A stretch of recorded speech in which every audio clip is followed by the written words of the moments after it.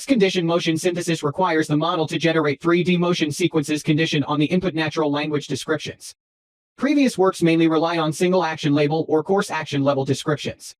Such description contains limited semantic information and unable to guide detailed fine-grained motion generation for long and complex actions. Different from previous works, our model focuses on generating natural motions conditioned on fine-grained atomic action level descriptions. Here are our preprocessing steps for input annotations. As is shown here, the translucent rectangles represent original temporal segments, the brackets represent segments after preprocessing, and the text above brackets are natural language descriptions of each segment after prompt engineering. Our model takes in both natural language descriptions and motions during the training stage. For the language part, it takes in both ground truth and synthetic descriptions. Synthetic descriptions are generated through rule-based methods based on ground truth descriptions. On the motion side, it also takes in both ground truth motions and synthetic motions. Synthetic motions are generated through mirroring or speed tuning operations based on ground truth motions. The atomic action generation subnet is designed to generate motions of single atomic actions.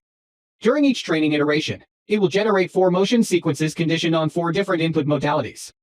As is shown here, the red translucent rectangle represents conditioned input modality and activated modules, and red rectangle represents the corresponding generated motion. Specifically, the model will generate motions conditioned on ground truth motions, synthetically generated motions, ground truth action descriptions, and synthetically created descriptions. The generated motions of atomic actions will be optimized by reconstruction loss, KL loss, and contrastive loss. The atomic action connection net is designed to connect and refine motions generated by the subnet we just introduced. As is shown here, it takes in generated motions and contextual motions stored in the motion cache and generates the final outputs. During inference stage, the motion encoder is deactivated and our model only requires natural language descriptions and durations of each atomic action component. Our model will firstly generate motions of target atomic action, then connect and refine it with generated motions of contextual atomic action components. This step will be applied autoregressively to get the generated motions of full action. In this work, we train and evaluate our method on 2 open-source benchmarks, KIT Motion-Language and BABEL. As is shown in Table 1, we evaluate our method with 2 different settings of input on KIT ML. When taking in the full action description, we find our model still outperforms all previous SOTAs with noticeable margins. When enabling the model to take factorized descriptions, our method gains significant improvement, where it almost doubles the performance against previous SOTA TMOs on all 8 metrics, which shows the superiority of the idea of factorizing actions into components of atomic actions. As is shown in Table 2, our method consistently outperforms in all 8 metrics. On average, our method is 42% better than TMOs and 36% better than TEACH.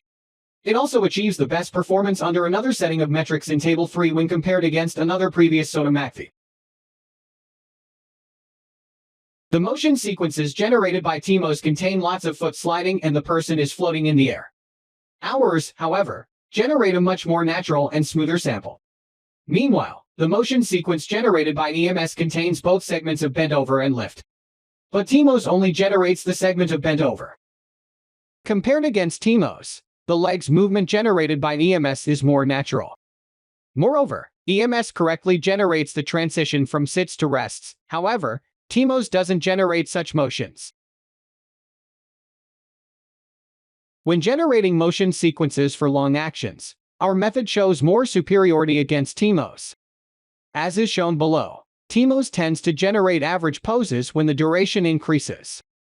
Although all atomic actions T-pose, rotate wrists, bend at elbows, and rotates arms forward ever appeared in the training set, their combination is an unseen action that only appears in the validation set. In this case, we show that TMOs can't explicitly model the functioning scope of each adverb. For example, it airily applies the in place to walks backwards, and airily creates a forward or backwards motion for later XXX in place atomic actions. Meanwhile, it can model the semantic information well when given a long sentence, which significantly deteriorates the quality of its generated motions. In this example, we show that our model can successfully control the body parts the person used i.e. tosses ball with left or right hand, hold ball with left or right hand, and kicks ball with left or right foot in each atomic action when given detailed natural language descriptions. In this example, we show that our model can independently control the speed i. quickly or slowly of generated motions of each atomic action segment through taking in detailed natural language descriptions.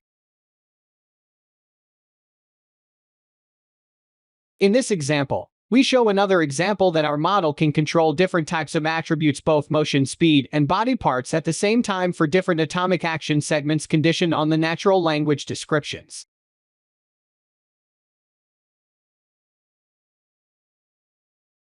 Our method can generate sequences of unseen complex actions from unique sequences of known atomic actions with independent attribute settings and timings applied.